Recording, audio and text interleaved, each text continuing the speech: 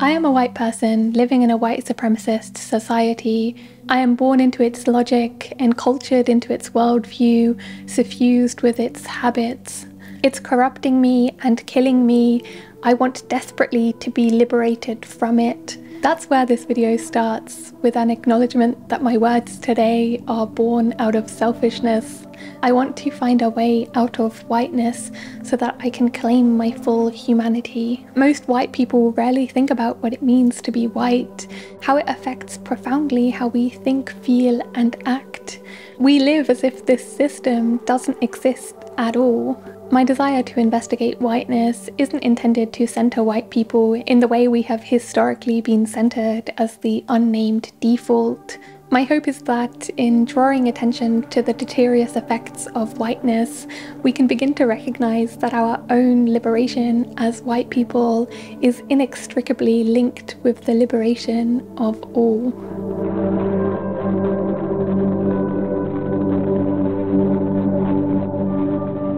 When I talk about whiteness, I'm not talking about the colour of someone's skin. Race has no biological reality. There is nothing natural or inherent about racial categorization. What I mean is the racialized social system that bestows social, economic, and ideological benefits on people racialized white, and is based off of the oppression of non-white people. That being said, it's impossible to have conversations about whiteness without making gross generalizations. Race differs across cultures, time, class, and other lines, so this conversation is inevitably going to be imperfect and incomplete.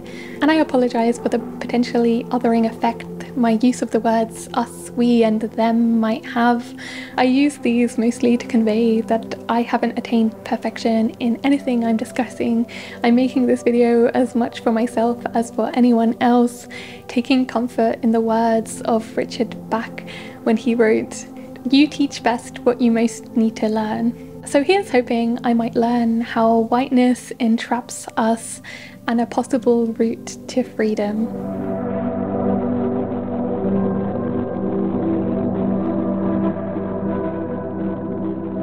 Arriving in the southern English countryside at 5 years old, having left Austria, where I was born and raised the first years of my life, I quickly learnt that whiteness wasn't just something you were born with, but a way of being in the world.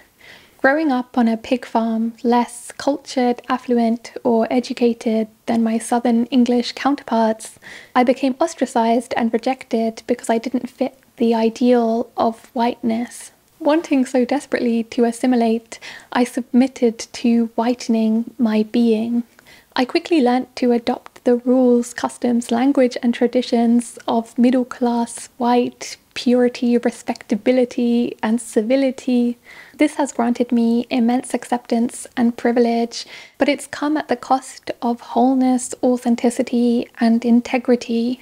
Exiled from my core self and in constant fear of being exposed. And this isn't just my experience. In the book Learning to Be White, minister and theologian Thandika painstakingly details the abuses inflicted on white children in their indoctrination into whiteness. The process of becoming white, she argues, entails racial brutalization by our own communities and caregivers that damage the psyches of white people. One of the core aspects of this racialization process is the total estrangement of the mind, not only from the body, but also the spirit. We are taught to value the rational, logical, and dispassionate over the heart and soul. We revere thinking over feeling. We stay in our heads, cut off from our bodies. We are disconnected from ourselves and other people. In other words, whiteness is deadening. In my family, we didn't talk about anything of real substance. We didn't discuss our feelings or difficult issues. We were expected to always have a stiff upper lip. I still remember when my uncle died, his parents, my grandparents, went straight back to work the very same day as if nothing had happened. And any issues that arose were completely swept under the rug. I still remember when I told my parents and my older brother that I'd been sexually abused as a kid, I barely had any emotional reaction at all. And it wasn't just so-called negative emotions that were shunned. It was also positive, humanizing emotions like joy, ecstasy, wonder. Too much expressiveness of any kind was seen as improper. We could talk about the weather or what we were eating for dinner or the movie we were going to watch. But we couldn't discuss anything remotely controversial like social or political issues because we were expected not to ruffle any feathers. Everything was surface orientated and superficial. White culture has a persona, a way of being that lacks depth and true humanity. We lived on a housing estate in England where houses were practically on top of each other, and yet we still barely ever spoke to our neighbours. There was no sense of community. The only time we ever came together was for a yearly street party for the Queen's birthday. The people in my family have relatively comfortable lives externally, but beneath the veneer of normalcy and fake plastic smiles, the men are mostly all alcoholics, half of them are mentally unwell, and my aunt, who might as well be called Karen, gets her life meaning by going on package holidays, then getting a refund by complaining to customer service. The dullness of whiteness, the lack of meaning, the lack of true fulfillment, the lack of real feeling. Is this really all life is about? And of course, there are absolutely families who have great connections with each other and themselves and have high emotional intelligence. But in my experience, this is the exception rather than the rule. One of my favourite thinkers on unlearning internalized oppression is the writer and poet Sonia Renee Taylor. The less that you identify on a soul level with whiteness, meaning, and that doesn't mean eschew it, that means look for it and remove it from yourself, right? It is not, oh, that's not me. It's, oh, I don't want that to be me. Something is rotting in here. Let me get to investigating so that I can remove that. Because it's stinking up my space. And that is what whiteness is. Whiteness is not you as a human being. There is no other. So my battle, the work that I do, is not about white people as the other.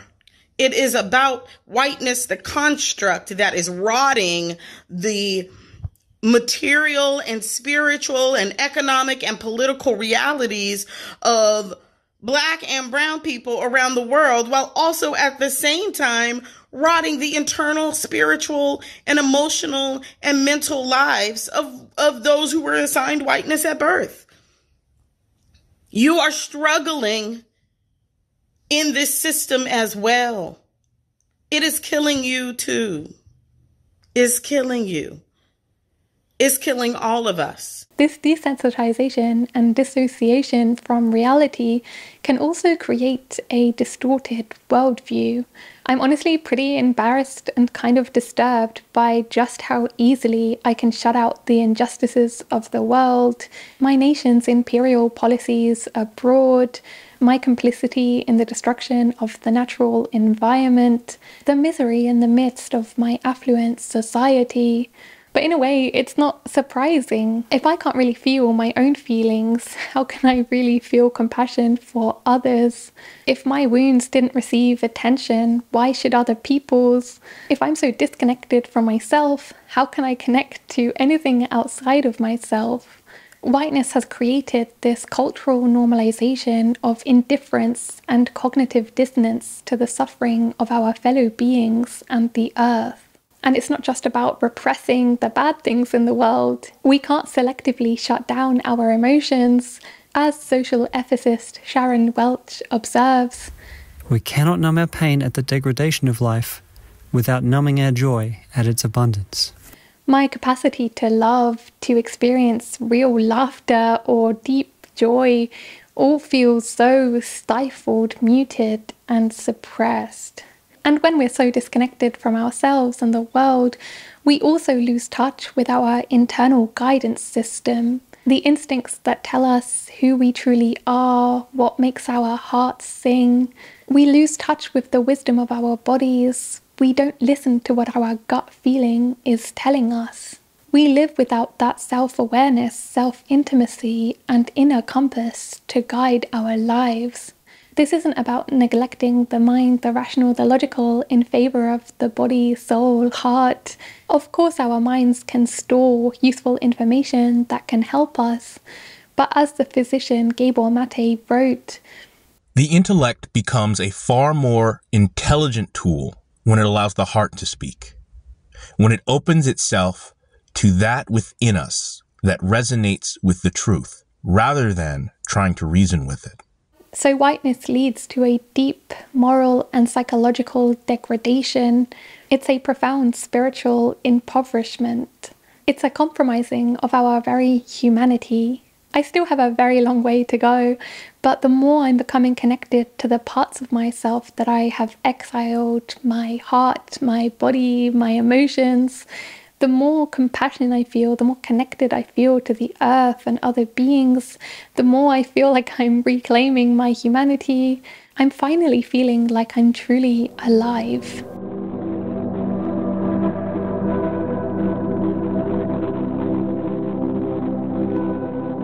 My first friend and best friend when I arrived in England was a boy who died at 16. Medics ruled that he died of poor health, but in my opinion, he also died of whiteness. Whiteness that creates unjust hierarchies, leaving him living under the poverty line, malnourished and miserable.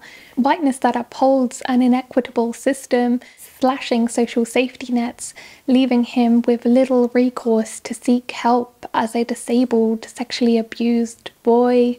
Whiteness that's committed to privatizing healthcare, leaving him subjected to malpractice in the underfunded, collapsing NHS hospital where he eventually died.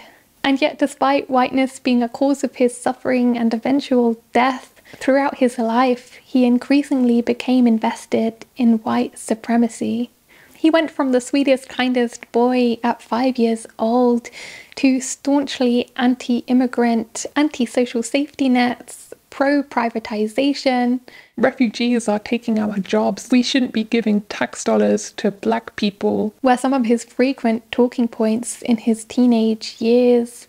And my friend wasn't alone in being part of the disenfranchised lower class, actively working against their own interests. Psychiatrist Jonathan Metzl's book, Dying of Whiteness, talks about how white people are undercutting their own health to the point of death because they're convinced that when non-white people gain, white people lose. This has led to the shredding of social safety nets, blocking of healthcare reform, loosening gun laws, reduction of school funding, tax cuts for the rich, opposition to unions, and a general increase in political conservatism. Metzl details how white people time and time again voiced a literal willingness to die to maintain their place in the hierarchy, rather than participate in a system that might place them on equal footing to immigrants or racial minorities. And it seems like history is repeating itself. Civil rights activist Dr. Martin Luther King back in 1968 observed that cheap black labor was holding down the wages of the white working class, so racial prejudice was blocking attempts by the working class to fight their own class oppressors. He declared, "We are engaged in a class struggle," and called on white people to transcend their racial identity and unite with black people in a common struggle. Sadly, we have not heeded his words, and whilst it's easy to blame individual racists like my friend, scapegoating racialized groups as the cause of our problems has been one of the most common political weapons used by the powers that be to keep the masses pitted against each other and divert attention from the systems and structures that are the cause of the problem in the first place. Whiteness was created to divide and conquer, to create the notion that even though you might not have much, at least you're not black, at least you're not indigenous, at least you're not Mexican, at least you're not Chinese working on the railroads to build the transcontinental economy. You may not have much, but at least you have, as W.E.B. Du Bois said, the psychological wage of whiteness. And it's a trick that was played during the Civil War era on my people in the South, right? Rich folk, landowners in the South telling poor white folks who didn't own anything that they got to go out and fight to preserve the rich man's property in human beings. Fascinating. Why would you do that? Why would I go fight for your property? Well, because you told me that if I don't, these slaves are going to take my job. No, fool, they got your job. That's the point. If you got to charge $1 a day and you can make them work for free because you own them, guess who got the gig, Jack? Not you. So in fact, the system of enslavement was in the long run against the class interest of working class white folks, but they got suckered. Same thing happened in the union movement. You had white labor union folks who didn't want black and brown bodies in their union because it would reduce the professionalism of the craft. No, fool, it'll double the size of your union. And then when you go out on strike, they can't replace your happy ass with the brown folk that you didn't want next to you in the first place. Because when they do replace you with them, then you will blame them, not the elite. See how that works? It's a trick. And it has worked for hundreds of years. It is working on some folk right now. And it is our job to resist that with every fiber of our being. So yes, my best friend died of poor health, but I think he was also murdered. Or perhaps more accurate would be to say he was dead long before his 16th birthday. Because to disregard solidarity, brotherhood, and the beauty of resistance culture, to instead fight for the suffering of your fellow beings and your very own body, is to die a spiritual death, long before you take your last breath.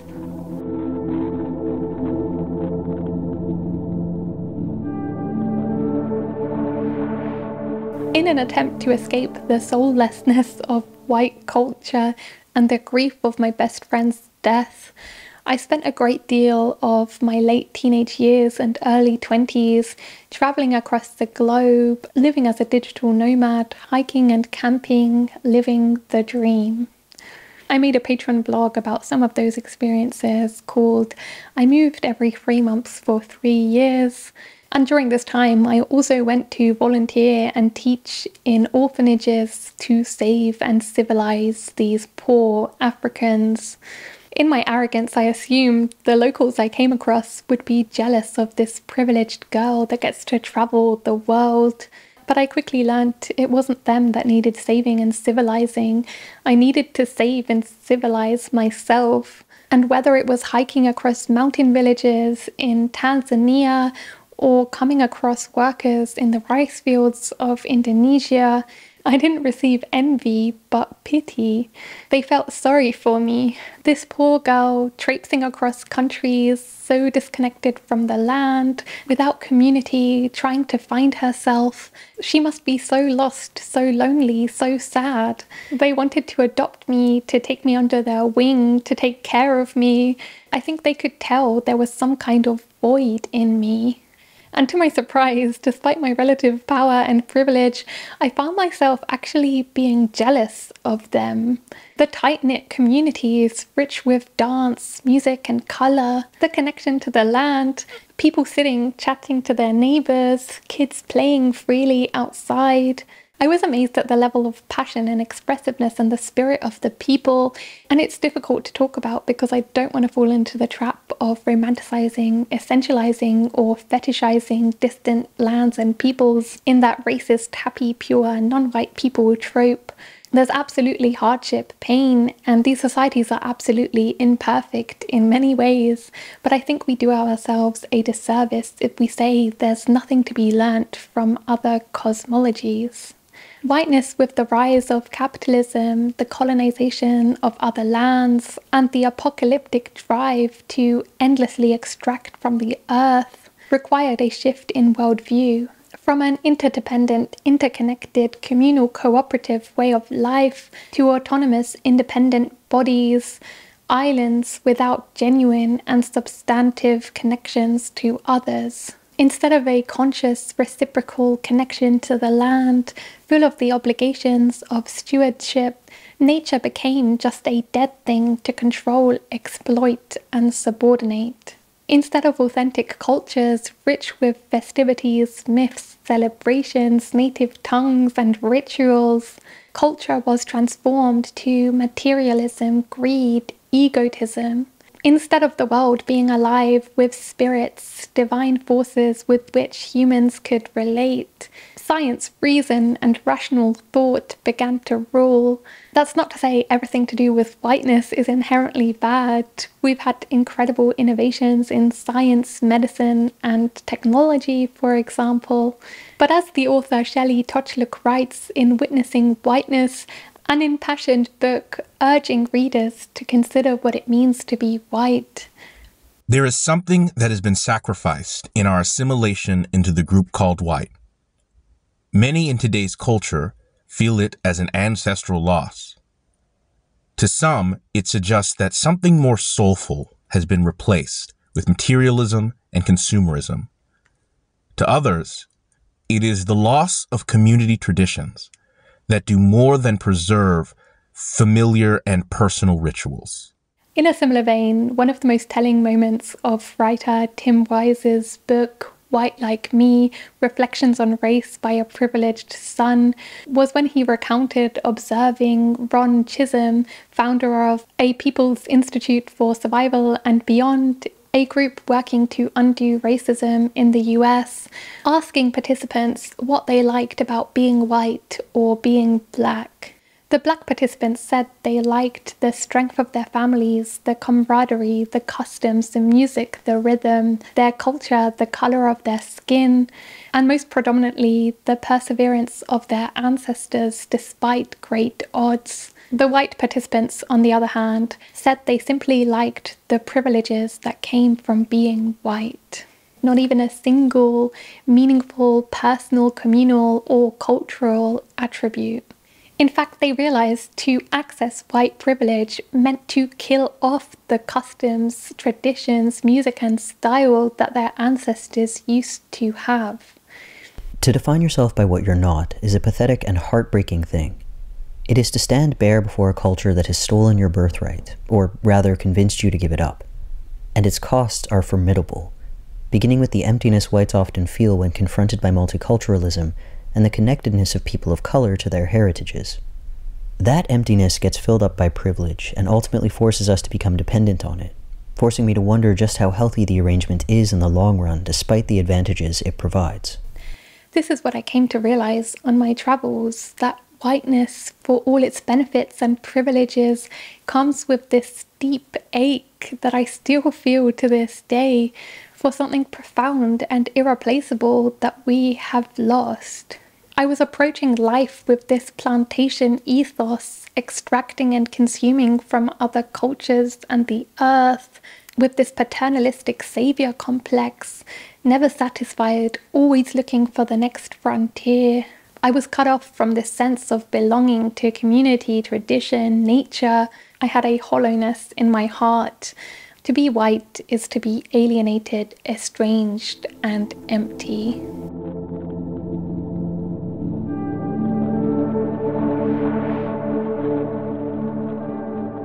After I stopped traveling, I replaced my addiction to exploring the world with a new type of addiction, productivity. I come from a long lineage of workaholics who prize hyper-independence and individual freedom. Happiness is conceived as success. You can rest when you're dead is my family's favorite maxim. To be competitive, ambitious, and perfect has always felt required. I always had this expectation that I had to do or be something great in order to feel nominally worthwhile as a human being. I became obsessed with me, my goals, my achievements, my dreams. And I'm not the only one. To be white is to be told 1,000,000 times over we can be and do anything we wish in our lifetimes. We are taught to value materialism, success, status. We are taught from birth the meritocratic illusion that all people have equitable opportunities for achievement if only we take personal responsibility and exert sufficient individual effort. Non-white people rarely have the luxury of believing this mythology and are therefore perhaps more compelled to resist and transcend the limiting norms, values, and ideals that white culture imposes. But to be privileged sometimes costs us the clarity of vision to see through the bullshit. As I was talking about in my last video, capitalism ensures that very few of us will ever achieve the ideals we aspire to. So when our achievements fall short of our expectations and entitlement in a society that tells us all our failures are our own fault, we can't help but internalize it as a profound personal failing. It strikes me that unless we get a hold of this, unless we begin to address the way that privilege can set up those who have it for a fall, can vest them with an unrealistic set of expectations, we'll be creating more addicts, more people who turn to self-injury, suicide, eating disorders, or other forms of self-negation, all because they failed to live up to some idealized type that they'd been told was theirs to achieve. And even if we are amongst the lucky few who do end up making it, this freedom to be a self-made man, independent, sitting on top of the hierarchy, comes with a different type of entrapment. As mere images and complements, some type of imprisonment arrives with the heralding of unrestrained personal freedom. We somehow become trapped within ourselves, our desires, and our individual destinies. Our isolated achievements become objects of envy, inspiring the need for better personal protection and security. We build more gates. Our independence can thus invite the sorrow of someone free to feel alone. Our next Patreon Discord book club will be on The Right to Be Lazy by Paul Lafargue, so anyone who struggles with this aspect of white culture might like to join. But all I'm going to say for now is that in trying to release entitlement, white exceptionalism, and hyper-productivity from my being, I feel like I'm allowing more of the calm, connected, and present back into my life, the moments that touch my soul. I feel the deeper meaning that comes from getting connected to what my contribution is to the collective, what my gifts, interests, and passions are orientated towards, instead of pursuing the values of achievement and materialism I was taught to aspire to. And I feel the profound peace of mind and contentment that comes from having the humility to realize my place in the universe. Just one member of an interconnected, interdependent, earthly family, no more or less important than other beings.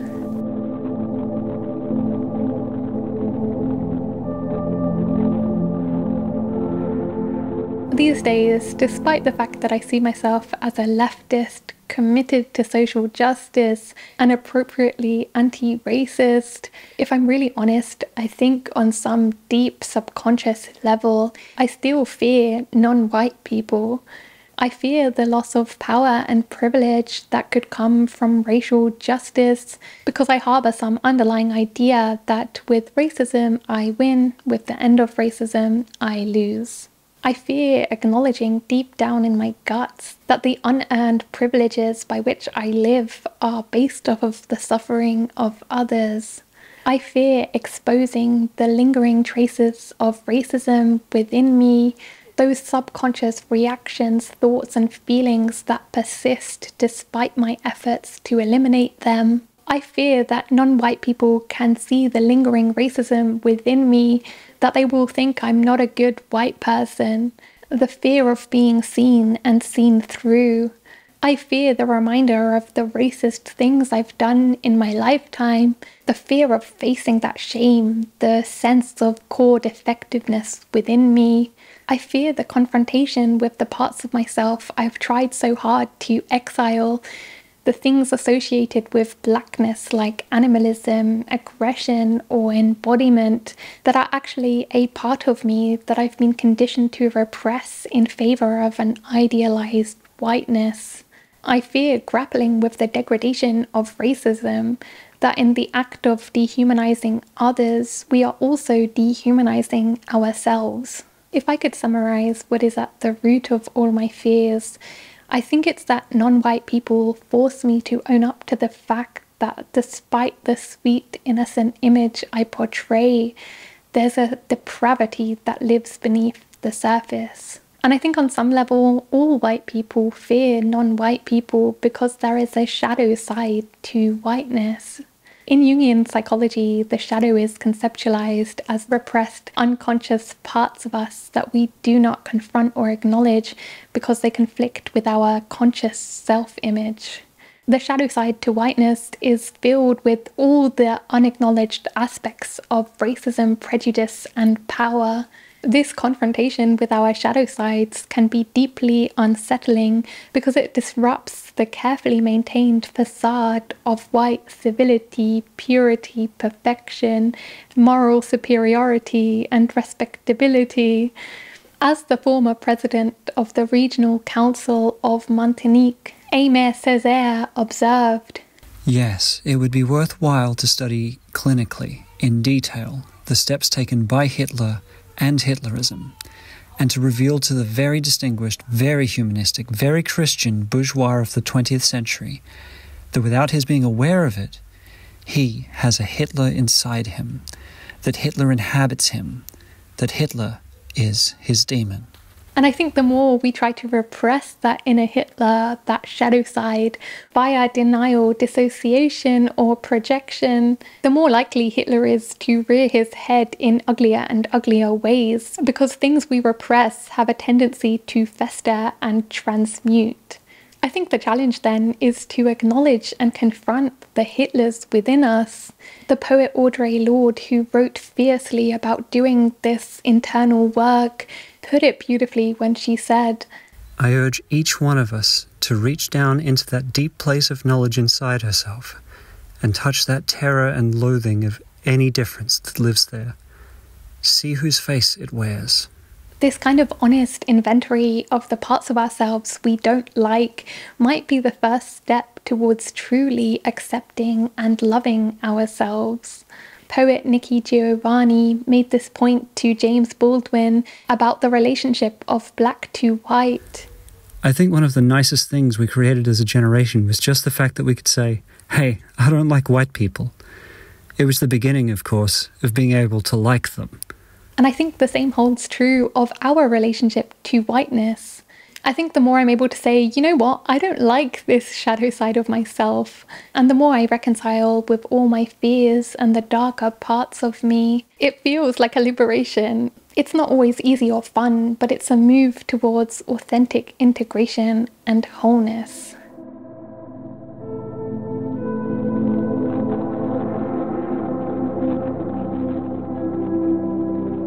I am white, living in a white supremacist society, and for all its innumerable benefits and privileges, I think we have more to gain than lose by eliminating whiteness, because to accept whiteness is a form of self-slaughter. Whilst non-white people have absolutely suffered, white people have experienced a different kind of damage that is less obvious and overt, but perhaps even more corrosive on a spiritual and moral level. It corrupts us and limits us. It's a cancer that, if left unchecked, destroys us from the inside out. We cannot lay claim to our full humanity until we find our way out of this web of whiteness. I'm not going to offer a blueprint for how to get out of whiteness, not only because I don't feel qualified to give one, but also because solutions are always contextual. That being said, we do need a critical mass of white people following the lead of our non-white counterparts in revolutionary action. But even as we try to change the system, we still carry its conditioning. As I've been talking about, whiteness has really gotten into the layers of our unconscious. So I think doing deep, honest, and ongoing inquiries to remove vestiges of whiteness from our hearts and minds is also vital. In what ways is whiteness living within me? In what ways is whiteness showing up in my practices, beliefs, attitudes, perceptions, and behaviors? What wounds am I carrying from whiteness? What parts of myself have I repressed in my assimilation to whiteness? How can I get reconnected to all I've uprooted myself from? How can I violate my conformity to whiteness? What would it look like? Who would I be if whiteness were no longer living within me? How might I be able to incorporate into common usage ways of making sense of whiteness and other systems of oppression and my relationship to them? I think in liberating ourselves from whiteness, we as white people are going to reunite with the whole, with all we have separated ourselves from. Emotion, passion, spirit, soul, self, culture, our ancestors, community, nature, and our shadow sides. Part of life, vital and indispensable, that so far we have been exiled from, for the lack of which we have been incomplete and in pain. Through this work, we can come close to touching freedom, to feeling truly alive, to reclaiming our humanity. We might even manage to stop being white.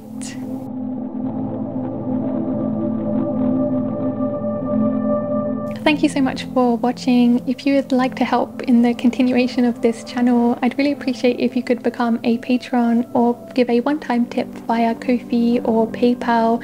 Liking, subscribing, hitting the notification bell, sharing this video or commenting also really helps. I'd love to hear what your relationship to whiteness is and anything that came up for you whilst watching this video. On Patreon, I make monthly patron-only videos. We do bi-weekly Discord calls and book clubs. On this month's Patreon vlog, I discussed all the things that have been on my mind recently that I wouldn't want to discuss more publicly. And our next Discord call is about how we are dismantling whiteness, and our next book club will be about the right to be lazy and the soul of white people. I've linked a bunch of resources about whiteness in the description box. Thank you so much to my current patrons for helping to make this channel possible. I really couldn't do it without you. And thank you so much to Jane and Opt Out for editing this video. And I hope you all have a beautiful day. Thank you. Bye.